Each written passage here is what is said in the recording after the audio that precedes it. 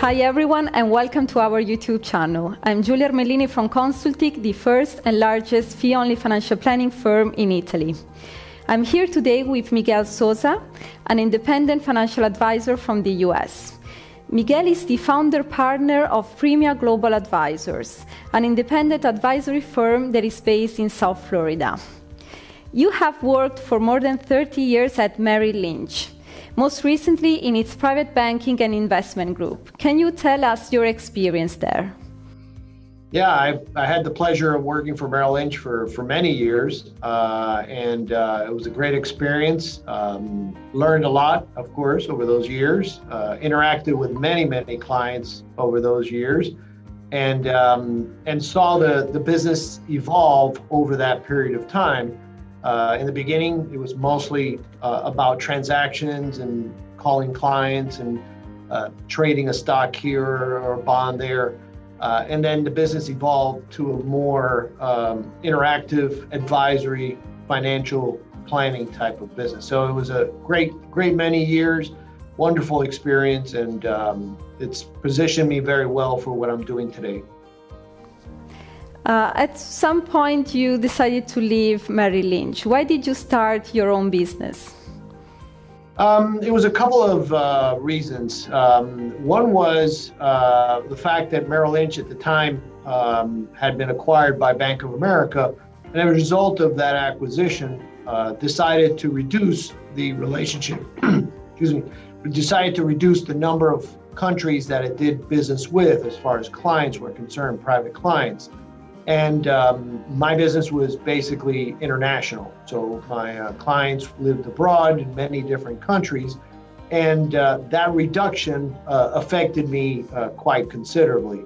And the other reason was I saw the business evolving into a more fiduciary standard. What I mean by that is that the relationship between the client and the advisor was more consultative, was more advisory, was more cemented in what is in the best interest for the client. And I felt the RIA platform, the Registered Investment Advisory platform, was really the ideal way to go to provide them the best advice that I could and align myself to their needs much more intimately. What are then the benefits for going independent, and what is conflict of interest in financial advice?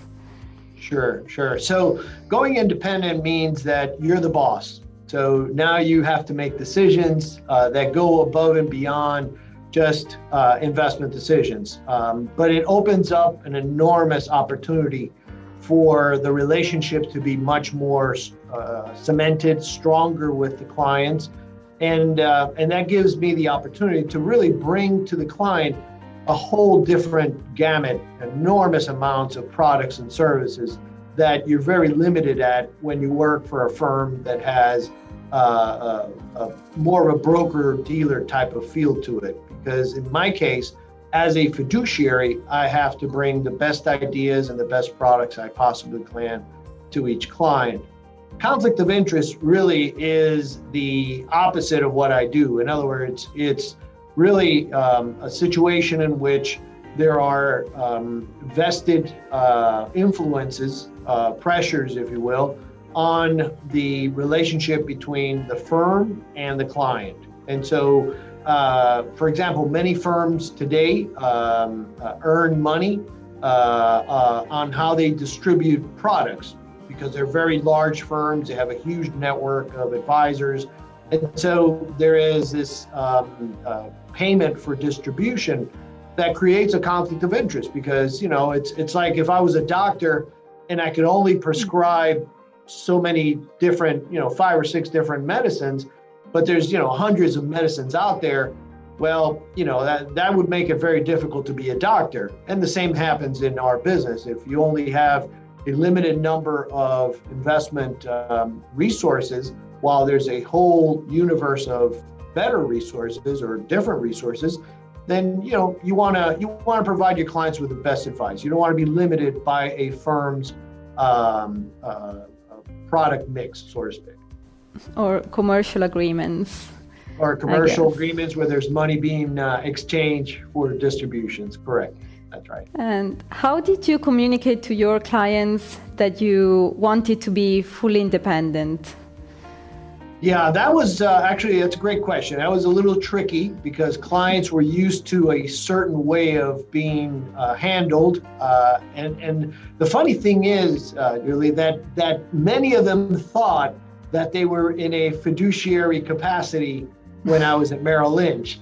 And so when I changed and I told them I was doing this, they kind of looked back and said, I thought that's how we were doing business. And in fact, I tried to create that kind of an environment within the confines, within the limitations of the big firm that I was with. So, I tried to give the clients the best advice, but obviously with certain limitations that I couldn't do then, that now I can more freely give advice to our clients. So it was a great transition. The clients, after a year, because every time there's change, there's always that concern, how's it going to happen and what's going to affect me. But I tell you, every client after a year said, Miguel, this is so much better than we had before. So it was a great transition and a great result as it happened. What platforms do you use to manage your clients' money? Is it true that these platforms have zero or almost zero commission, transaction fees actually? Right. Yeah, that's evolved. As a matter of fact, when I started as a RIA, there was a small fee for transactions. That has since been evolving, and for the most part, not every single transaction, but for the most part, the transactions are with zero fees. So the platforms today, the custodian platforms, have actually competed against each other to bring down that fee to basically zero at this point in time. So anything that is traditional investment, like a US stock or an ETF, and in many cases, mutual funds, they are done at very low fees, in most cases at zero. So it's a great environment for our clients because it removes even further any type of conflict of interest of fees or anything like that. It's the American market, I guess, is more mature than the one that we have in Italy, where people still rely mostly on commission-based advisors. What are the top tips for advisors for going independent from your point of view? It's I've always said inertia is a very powerful force. So if you are somewhere, to move from where you are, the discomfort that needs to exist needs to be fairly high for you to make that decision. So for the most part, people are happy where they're at, and they kind of just adjust to the environment they're in. I certainly made a decision to move at a fairly late stage in my career. I was 57 years old when I made this decision. Typically, people are thinking more in line of, am I going to retire in 5 or 10 years? And here I am thinking in terms of changing my whole business over to the independent. But having done it, it's a great world to be in. My relationships with my clients are so much more solid. They're so much more happier doing things like this. And I personally, as a professional, feel more fulfilled doing what is in the best interest of the client, no matter where the sources of the products are, what hedge funds I use, what private equities I use, what individual security selections I use. I'm not bound or limited by some bigger firm telling me what to do. And with the experience that I've had over the years, combining that experience with the product availability, I think it's a great combination for my clients. Thank you, Miguel, for sharing your story. I'm sure that everyone that will watch this interview will feel inspired, especially Italians, that we feel that we are not ahead as you are in your market, in your position. So thank you very much. My pleasure. Thank you for the opportunity, Julia.